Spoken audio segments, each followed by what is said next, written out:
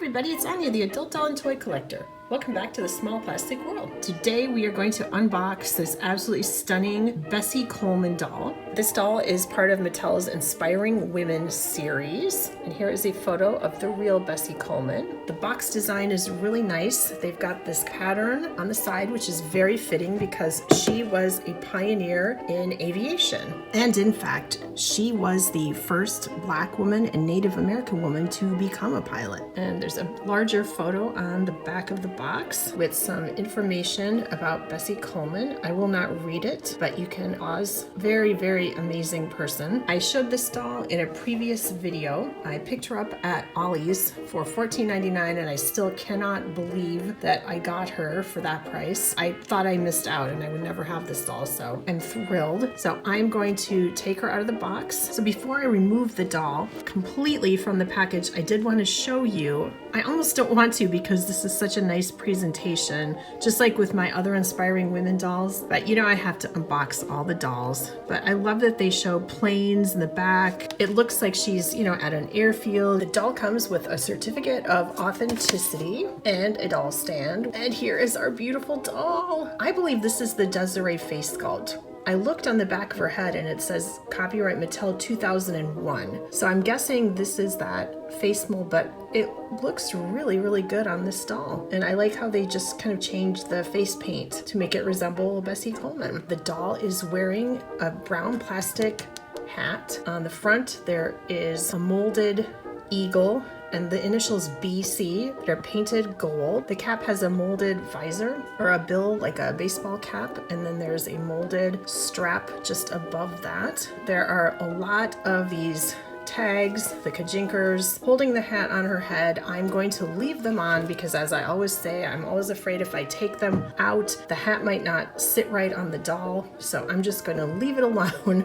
so that it will always kind of look nice. The doll has rooted hair. It's a beautiful dark shade, and then it is curled under, kind of a reverse flip. And there's a lot of product in it. She has painted brown eyes and painted eyebrows and a very natural looking lip color. And she is dressed in her pilot outfit, ready to take flight. So she is wearing 3 pieces of clothing, an olive green jacket that goes over the hip, and then a matching pair of olive green pants that are actually short. I imagine in real life they would have been full-length pants, but maybe not. And they have a little elastic band on the end, just under the knee. The jacket has lapels that don't have finished edges. It opens and closes in the front with a piece of Velcro, but I am not going to remove it from the doll. And there are 2 real pockets on the front of the jacket. The jacket does have long sleeves, and it is plain in the back, and the fabric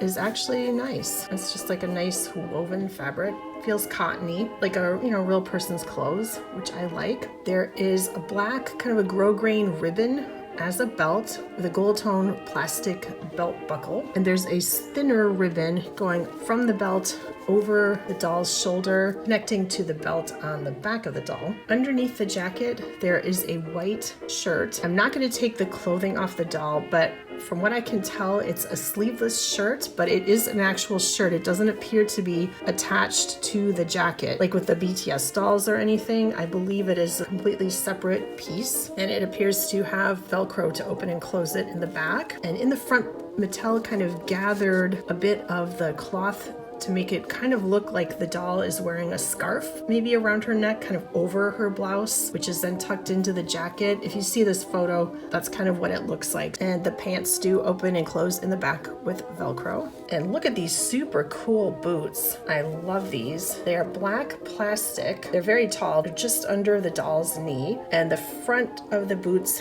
have molded laces going all the way up the boot. They look really, really cool. And in the back, they are partially split open to help us get them on and off. This doll seems to have the early 2000s fashionista body. She can move her head. Her arms come out to the side, and of course they go back and forth. She has jointed elbows, and her wrists turn and flex. I don't believe she has a twisting waist. Her legs do bend at the hip and go back and forth, and she has a knee joint. And I don't think she has an articulated ankle. ankle. I think she just has flat feet. I do not plan to redress this doll, and I really like this outfit. I still cannot believe that I found this doll at Ollie's for $15. So if you're looking for this doll and you have an Ollie's, definitely go check it out because she might be there waiting for you. I know Deb from Deb's Doll Room has this doll and deboxed her. I know I've said it a lot, but it's so true. Deb does a great job giving biographies when she talks about celebrity dolls. So I will refer you to her video on Bessie Coleman, which is linked in the description box.